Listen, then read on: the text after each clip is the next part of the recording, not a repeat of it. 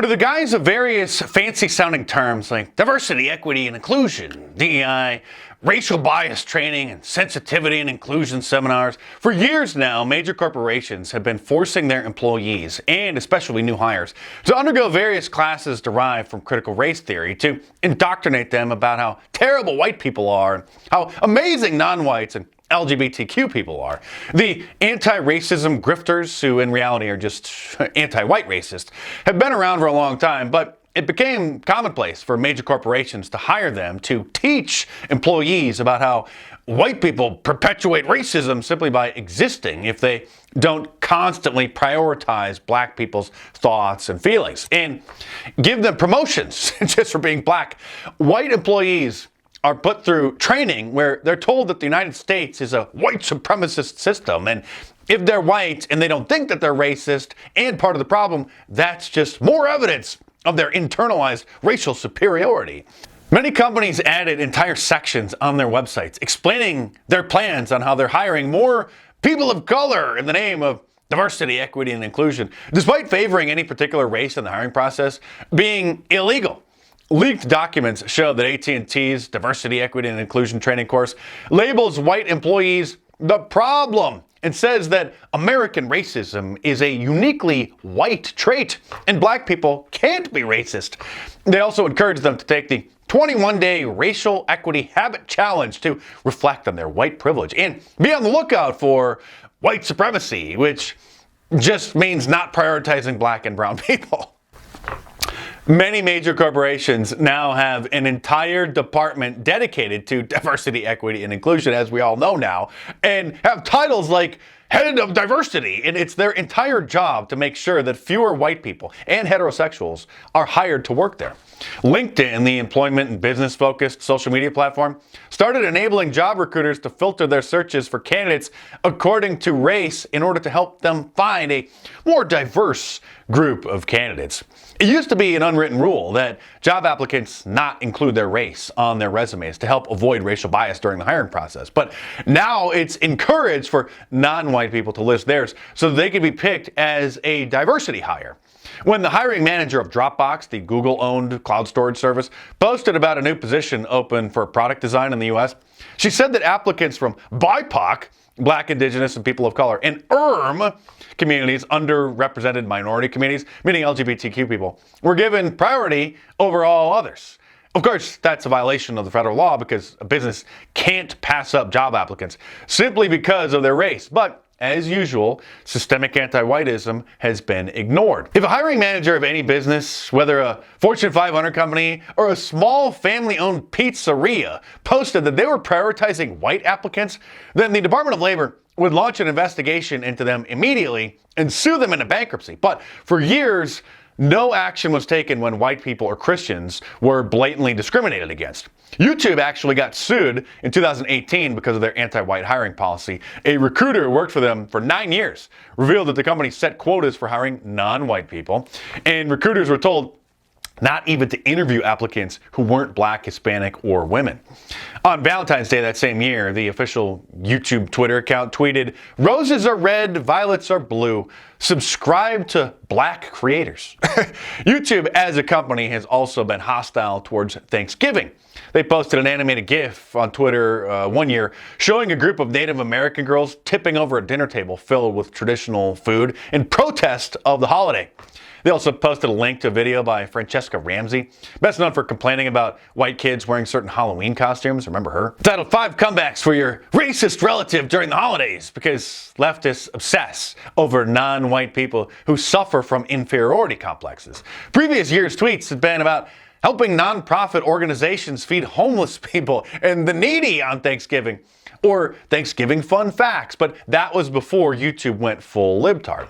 The company also hosts an annual event exclusively for black YouTubers to give them extra help to build up their subscribers. Comedian Tyler Fisher was turned down by a Hollywood agent because he's white, so he sued for discrimination, and the talent agency quickly offered him a settlement, which he refused, saying he wanted the case to go to court, most likely because a settlement would mean that he would have to sign a non-disclosure agreement, preventing him from ever talking about what happened to him again. Responding to a headline in the New York Post that said he claimed the agent turned him down because he's white, Fisher said that the entire conversation is on tape because he recorded it, and said that he's not going to stand by and allow people to discriminate against him because he's white, adding there's no such thing as reverse discrimination. There's one kind, and everyone is protected under the law against it. He also said that tons of people in the industry had reached out to him privately telling him the same thing happened to them, but they were afraid to speak about it publicly. It's not just major corporations, Hollywood talent agencies, and big tech social media platforms, but many cities are also indoctrinating their employees with anti-whiteism. In recent years, such training programs became mandated across the country for elected officials and their staff. Many police departments and fire departments started requiring such indoctrination as well. These race and social justice initiatives teach the same nonsense, that white staffers are responsible for racism and are oppressors of non-whites. A teachers union in Minneapolis announced that they plan to lay off white teachers first if they have to make budget cuts, regardless of seniority, explaining in Orwellian language, if accessing, meaning laying off a teacher, who is a member of a population underrepresented among licensed teachers in the site, the school, the district shall access the next least senior teacher who is not a member of an underrepresented population. They always try to mask their agenda by using code words. Excess means to lay off, and underrepresented means if they're not white, they'll be passed over, and the white teachers will be laid off instead. Again, all of this is illegal and violates long-standing anti-discrimination laws, and the fact that such blatant racial discrimination would be adopted by so many organizations is shocking. But perhaps even more disturbing is the lack of legal consequences for their actions. The Department of Labor and the Justice Department under the Biden administration just didn't enforce anti-discrimination laws when the discrimination was against white people, but things,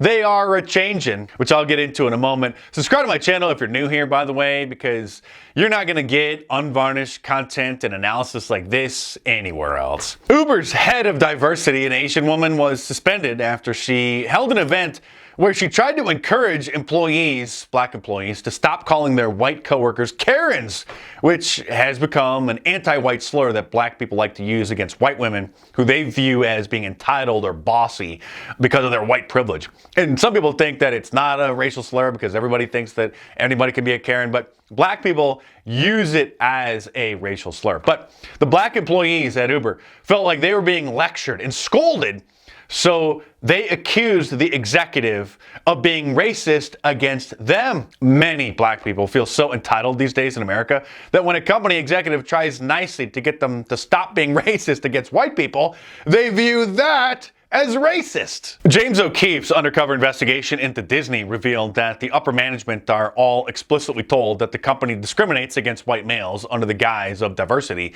in the hiring process and when considering promotions. James O'Keefe also obtained video of IBM's CEO openly threatening not to pay managers bonuses if they don't discriminate against white people. And he wasn't even caught on hidden camera like the Disney executive was, admitting how they talk about their policies behind closed doors. The IBM CEO said it on a company conference call. That's how bold and pervasive anti-whiteism has become in major corporations. They don't even think about the repercussions for their discrimination because it's been taboo for so long for a white person to dare to point out that racism isn't just something that white people do to non-whites.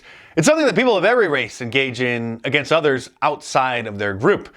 Especially because a lot of people have a lot of jealousy towards white people, let's be honest. After the Black Lives Matter insurrection of 2020 under the banner of patron Saint George Floyd, anti-whiteism became the norm in America. And instead of equality, the leftists pulled a bait and switch and started talking about equity, shifting the conversation away from racial equality, which we had achieved in this country many decades ago, to equity, meaning non-whites were now supposed to get special treatment and extra rights and protections and more perks and benefits and favors than white people to supposedly make up for poor treatment other ethnic groups got in the distant past.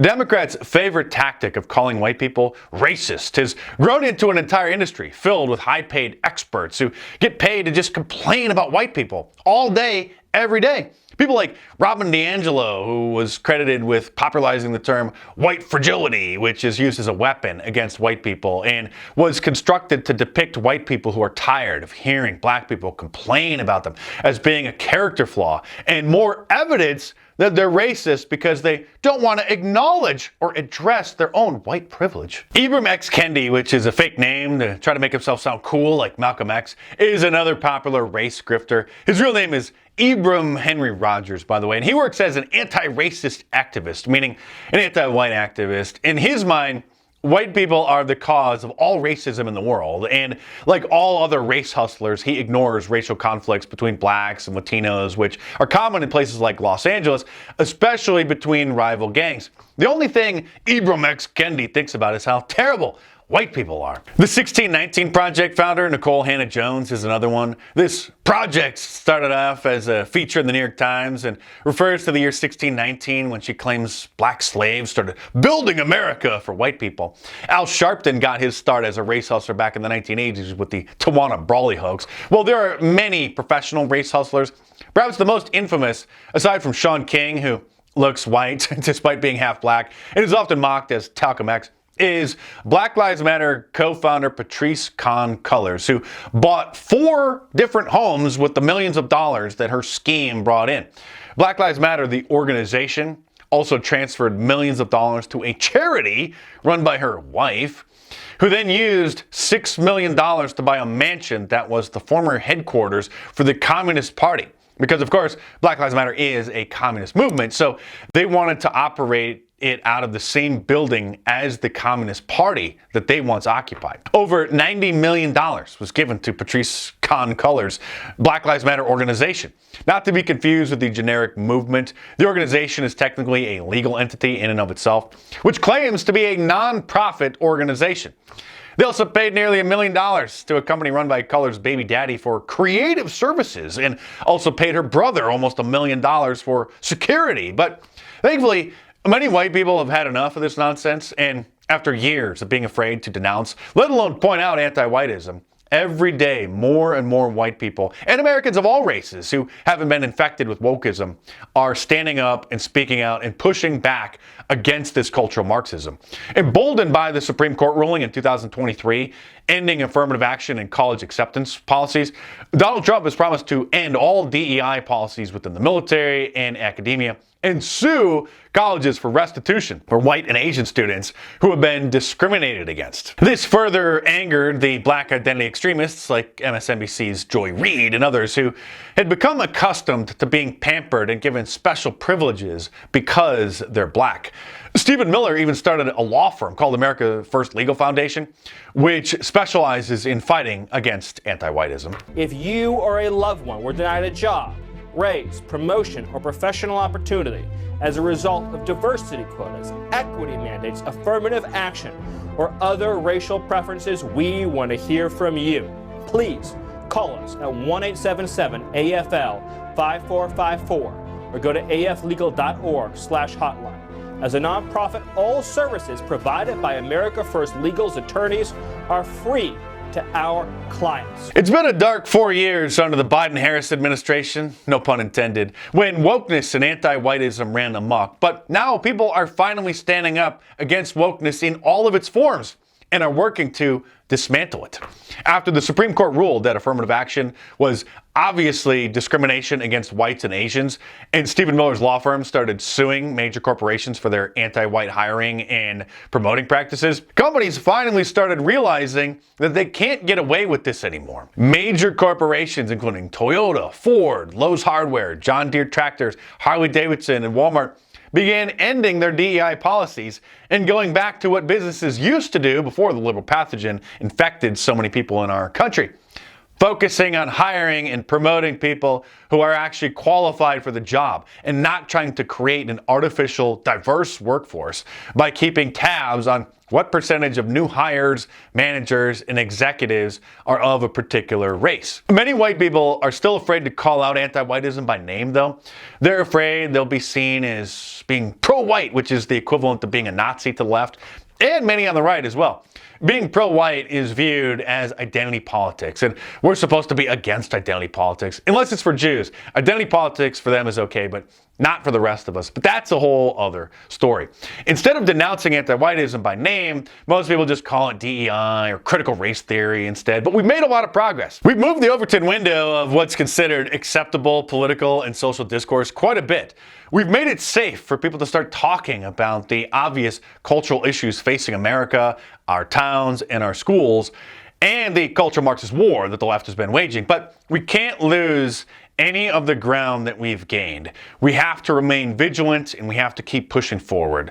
And of course, the brand name conservatives and celebrity Republican members of Congress are always years behind the curve, so we'll just keep doing our thing and paving the way, and when they finally grow a spine, they can join us in doing the right thing. If you like my more serious monologues like this, then I told you you're gonna love reading my books. So order The War on Conservatives in paperback, and now actually in hardcover from Amazon.com, or download the ebook from any of the ebook stores, Kindle, iBooks, Nook, or Google Play. My books are a lot more in-depth and hardcore than my videos, which I have to tone down a bit for obvious reasons. So if you want my complete uncensored analysis, along with nearly 1,000 footnotes, sourcing all the material, which makes it not just a very informative read for those who keep up with the news, but also a valuable resource to give to others to help wake them up as well, then head on over to Amazon.com or click the link in the description below and check it out.